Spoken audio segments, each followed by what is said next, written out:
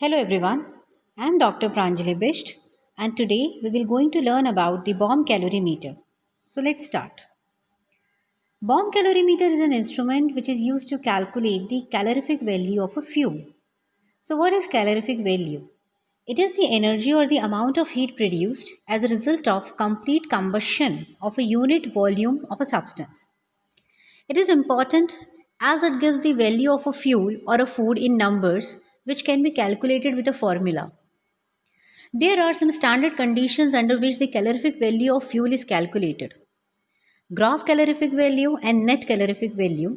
These are the two terms which we use in the formula to calculate the calorific value of the fuel. Through bomb calorimeter, we usually calculate the gross calorific value of the fuel. So let us talk about the calorimeter. It is an instrument by which one can calculate the calorific value of solid and liquid fuel. So let us talk about its setup first. This is a calorimeter. It is made up of copper. Inside the calorimeter, the calculated amount of water is taken, and inside the water you can see the stirrer is present and the thermometer is inserted to check the temperature of the water. The stirrer is electrically operated. It is usually meant to make the temperature constant inside the calorimeter. Inside the calorimeter, a bomb is present. Bomb is made up of stainless steel.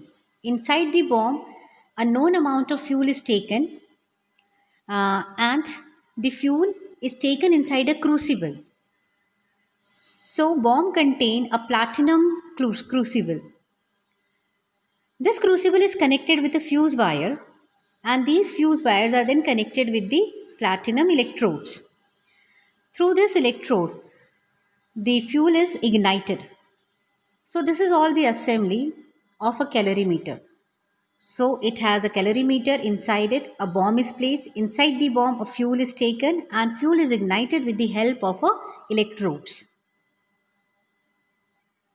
So let us read these points. The bomb calorimeter is used to determine the calorific value of solid and liquid fuels. It consists of a base which supports the platinum crucible and it is screwed to the body of the bomb. The top of the bomb carries an oxygen supply. Yes, this is of much importance. Oxygen is required because the combustion of fuel need to be done inside the bomb. So oxygen is required for the combustion of fuel. As a result of combustion, we will get a calorific value. Generally, 1 gram of powdered sample coal is taken inside the crucible. The sample is placed inside the platinum crucible. The iron fuse wire which surrounds the sample of coal is connected to the lower end of the two electrodes. So crucible is basically hanged over with the help of the fuse wires and these fuse wires are connected with the electrodes and these electrodes are connected with the external battery or circuit. The electrodes are extended through the base of the bomb and connected the fuse wire to an electric circuit. The coal can be ignited by closing the electric circuit. The bomb is placed inside a copper vessel which contain a water. There is a stirring device for agitating the water within the calorimeter. The calorimeter containing the bomb is placed in another container which acts as a heat insulator. So the whole apparatus is insulated so that heat should not move out of the system.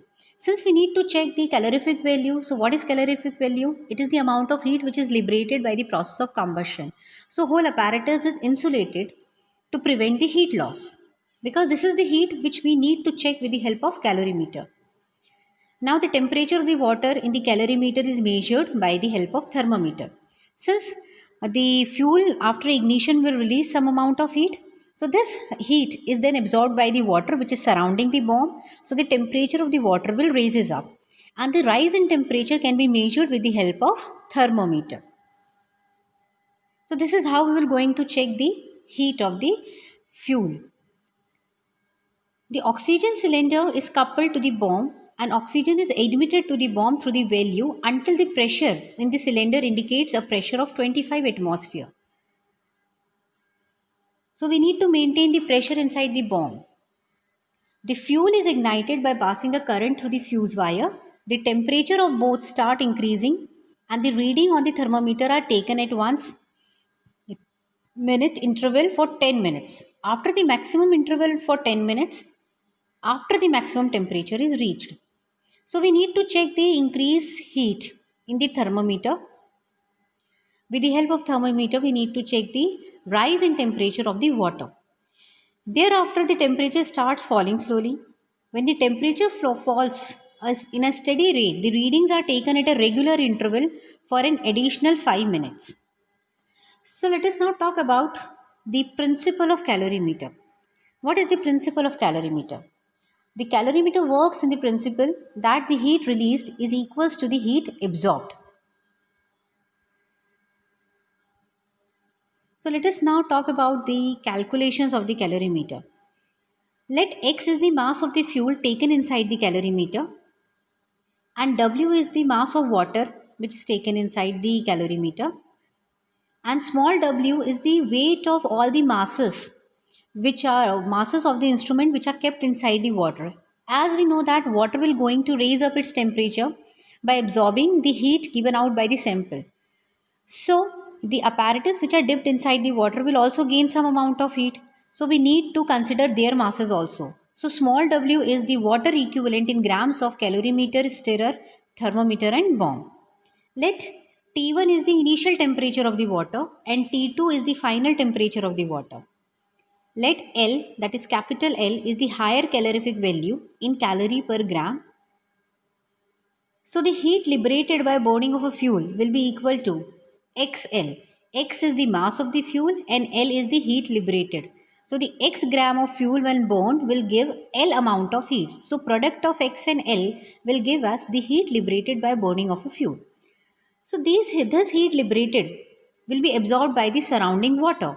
Hence, the heat absorbed by water and apparatus will be given by W, capital W, weight of water plus small w, weight of water equivalent, and change in temperature, that is T2 minus T1. So the product of weights into change in temperature will give us the total amount of heat absorbed by the apparatus. Since calorimeter works under the principle heat liberated is equals to heat absorbed.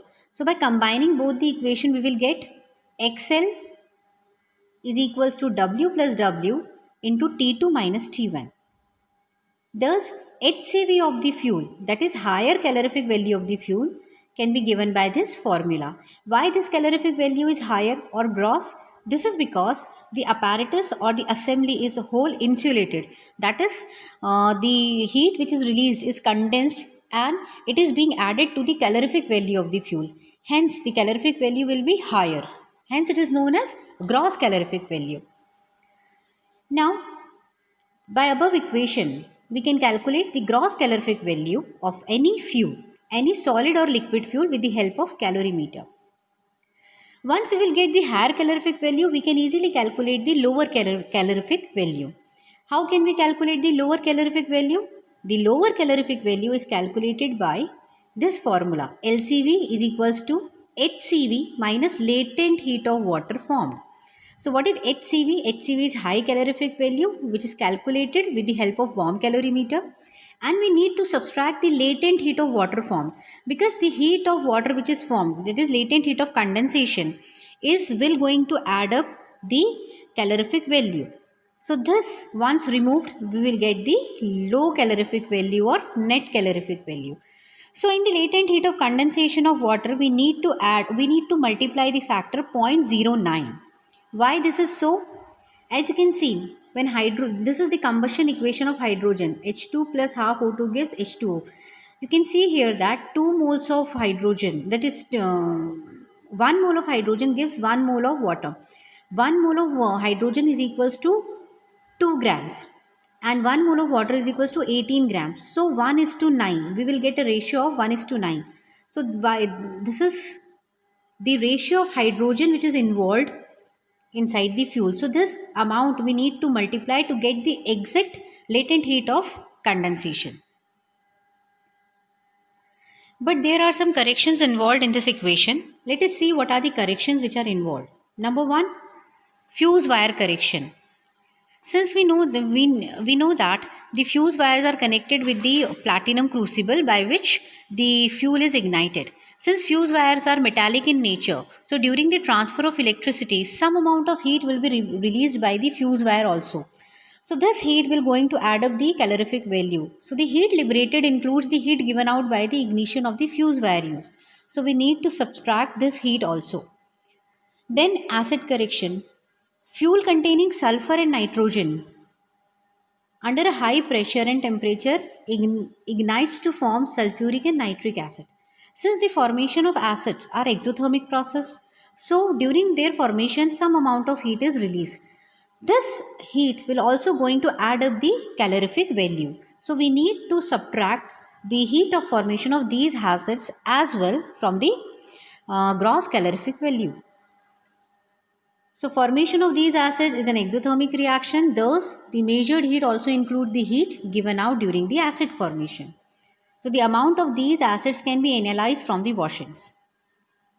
There is one more correction which is known as cooling correction. What is this cooling correction? It is the time taken to cool the water from maximum temperature to the room temperature. So during such practicals where we usually measure the temperature initial and final, so we usually do not get the 2 points, that is initial and final. Instead, or rather we get some between points from initial to final. So during the middle range of temperature, what happens? Some amount of heat is lost. So this lost heat we need to add up in the calorific value. So by including all these corrections, we will get a new equation of calorific value, and this will be higher calorific value is equals to W minus W into heat temperature change plus cooling correction minus acid correction plus fuse wire correction upon X. X is the amount of, that is the fuel which we have taken in grams. So by applying all the corrections, that is we need to add the cooling correction into the temperature change, and we need to subtract all the other heat which are released other than the combustion of fuel. So in this way we will get the equation of gross calorific value using Bohm calorimeter. So this is how we have calculated the calorific value using Bohm calorimeter. Thank you.